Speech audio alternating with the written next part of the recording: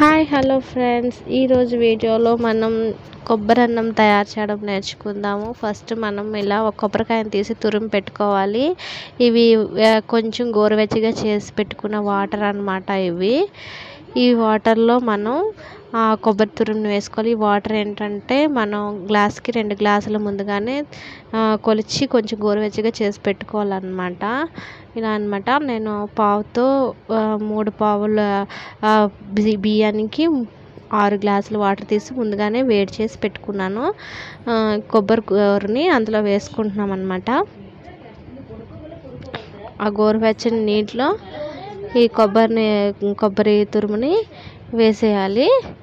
వేసేస్తే అప్పుడు కొబ్బరి నీరు అనేవి వచ్చేస్తాయి అన్నమాట మనకి. తర్వాత మనం కుక్కర్లో కొంచెం ఏంటంటే ఇవి ఉంటాయి కదా, మన గరం మసాలా దినుసులు ఉంటాయి కదా, అవి వేసుకోవాలి.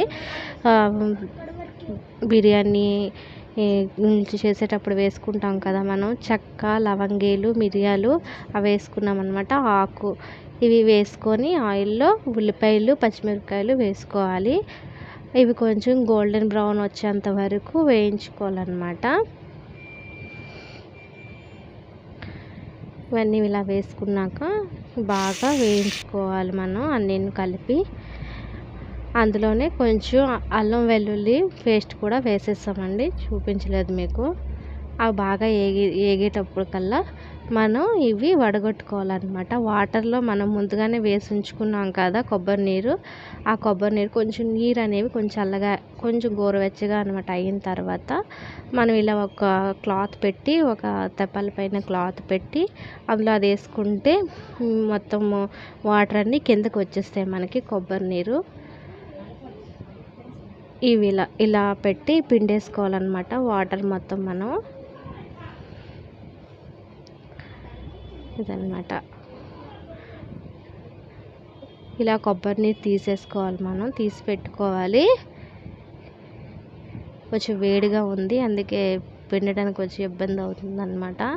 గోరువెచ్చగా ఉండేటప్పుడు మనం పిండుకుంటే బాగా వాటర్ అనేవి వస్తాయి కొబ్బరి నీరు. ఇలా మనం చాలా ఈజీగా చేసుకోవచ్చు కొబ్బరి అన్నాన్ని. ఇంతలోగా ఇవి వేగిపోయాయండి, గోల్డెన్ బ్రౌన్ కలర్లో వచ్చాయి, చూసారు కదా. వీటిలో మనం ముందుగా తీసి పెట్టుంచుకున్నాం కదా 3 పావుల బియ్యాన్ని వేసి కలుపుకోవాలన్నమాట. కొంచెం ముందుగానే ఉప్పు అందులోనే వేసేస్తున్నది, ఉప్పు వేసుకున్నాం.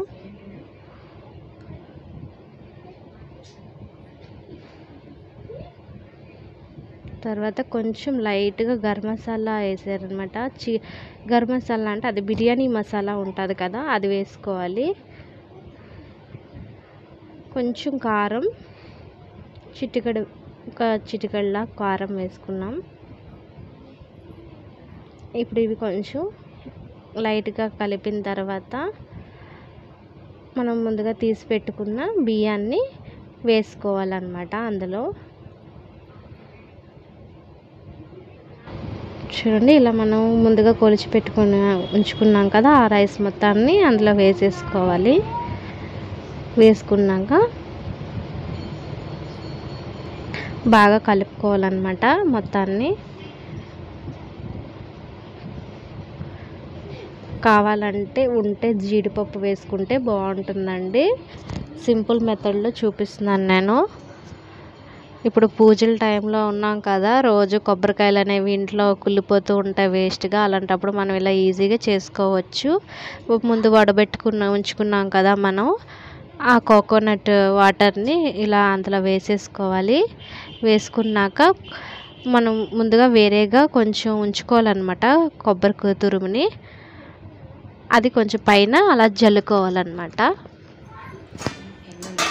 కొబ్బరి తురుము లాస్ట్లో కొంచెం వేసుకోవాలి. కొంచెం అలాగా వేసుకొని మనం సాల్ట్ సరిపోయిందో లేదో చూసుకోవాలన్నమాట. ఆ వాటర్ని సరిపోకపోతే కొంచెం వేసుకోవచ్చు. తర్వాత మనం మూత పెట్టేసి 3 విజిల్స్ తర్వాత బంద్ చేసేయాలన్నమాట. చూసారా ఎంత బాగా రెడీ అయిపోయింది. ఇలా మనం ఎంతో ఈజీగా కోకోనట్ రైస్ని తయారు చేసుకోవచ్చు అనమాట. వంట రాని వాళ్ళు కూడా చాలా ఈజీగా చేసేసుకోవచ్చండి. చాలా టేస్టీగా వచ్చింది. ఇలా మీరు కూడా ఒకసారి ట్రై చేసి ఎలా ఉందో కామెంట్ సెక్షన్లో తెలియచేయండి. ఈ వీడియో మీకు నచ్చినట్లయితే లైక్ చేయండి, షేర్ చేయండి, సబ్స్క్రైబ్ చేసుకోండి. కొత్తగా నా ఛానల్కి ఎవరైనా వచ్చినట్లయితే నా ముందు వీడియోస్ని చూసి మీకు నచ్చినట్లయితే సబ్స్క్రైబ్ చేయండి. Thank you for watching my video, friends. Bye.